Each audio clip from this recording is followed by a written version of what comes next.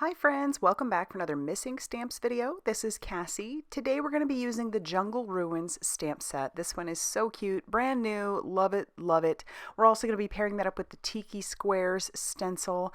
I want to make a sort of subdued background, and so let's jump into it. I've got a piece of watercolor cardstock that I've cut down to 4 1/4 by 5.5 inches. I'm going to put this into my MISTI and grab that biggest stamp in there.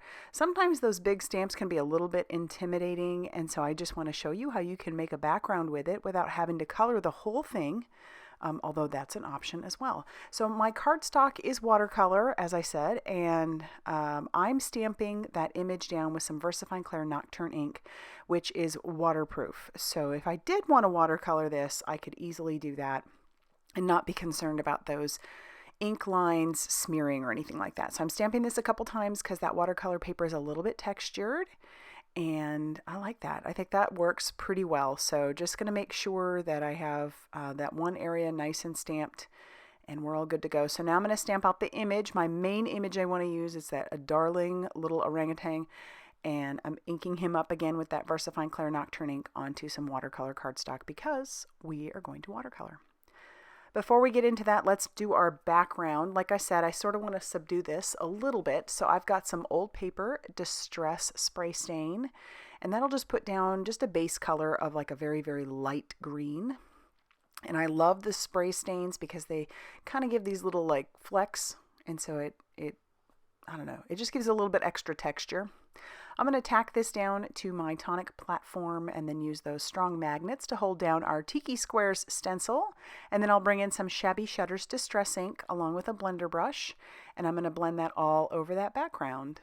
So by adding your stencils to your backgrounds, that kind of, I don't know, just adds to it. It subdues it a little bit more. If I wanted to subdue it even more, I would have stamped this with, instead of a black ink, I could have stamped it with say like a brown ink or maybe even a gray ink. That might have been nice, but I like this. I'm happy with it. If you want to take it a step further, you could watercolor on top of that, just certain areas, but I like where we are so far.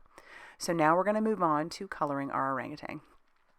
I have my Daniel Smith watercolors out and a water brush. This is just a Ranger water brush, and that's just easiest because that's what I grabbed. I had it right there.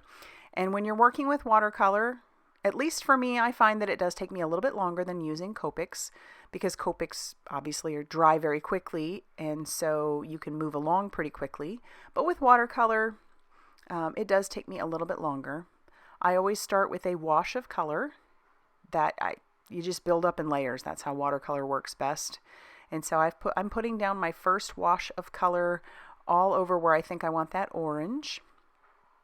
And then I'm going to build up. I'm going to build up by using that same color that I'm using and just adding some shadowing and shading where I think it would look good. But we're going to do his tummy first and the rest of him just with a very, very like tan, like light brown tan color. Just putting down that wash of color. And you know, you could stop here. It works. It looks pretty good, and you could just move on with the rest of your card making. But I like to step it up a notch and add the shadowing and shading where I think it looks good. But other than that, I mean, look at him. He looks fine. You could stop here.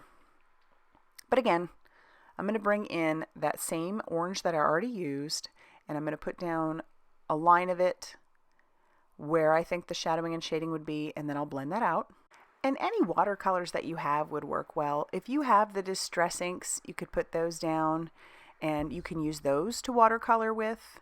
You could, like I said, use any watercolor palette that you might have. Watercolor pencils would work really well too. Those would be fun to use.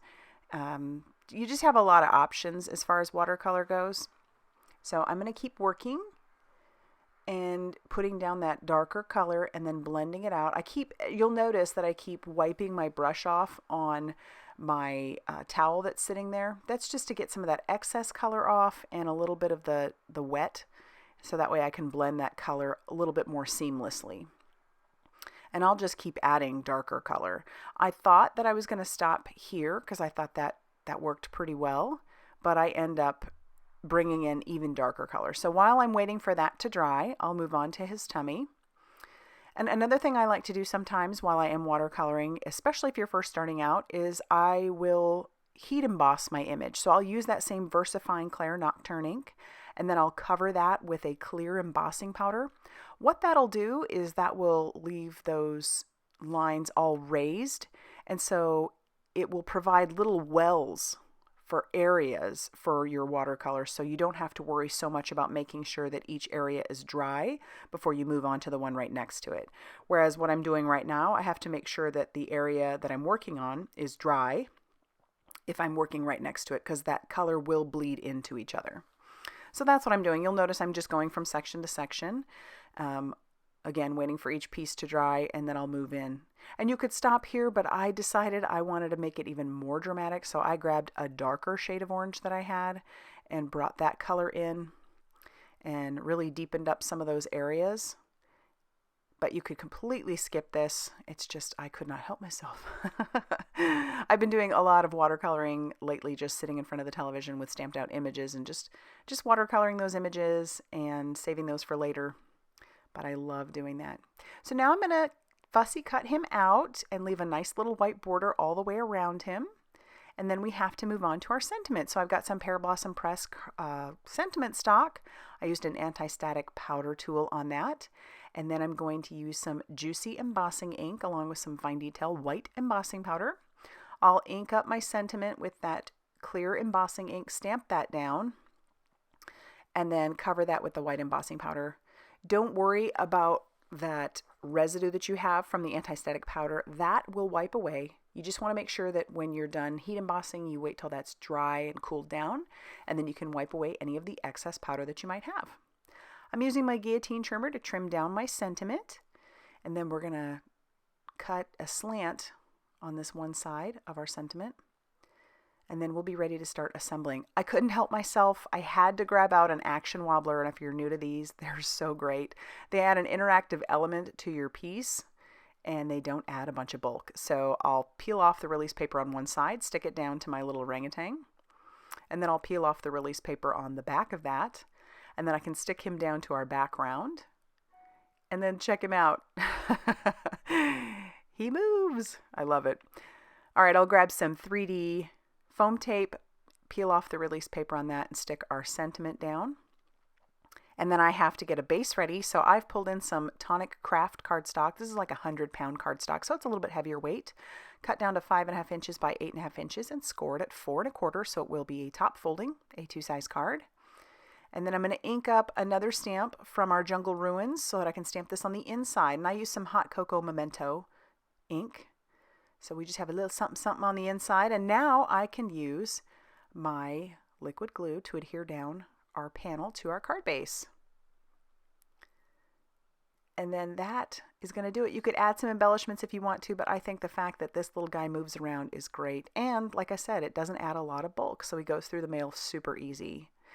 I love it. So if you like this video, be sure to hit that like button and definitely consider subscribing if you haven't already done so. And be sure to check out all that Miss Ink Stamps has going on over on their Facebook page, Instagram, and blog. Thanks for stopping by, and I'll see you in another video. Bye, everybody.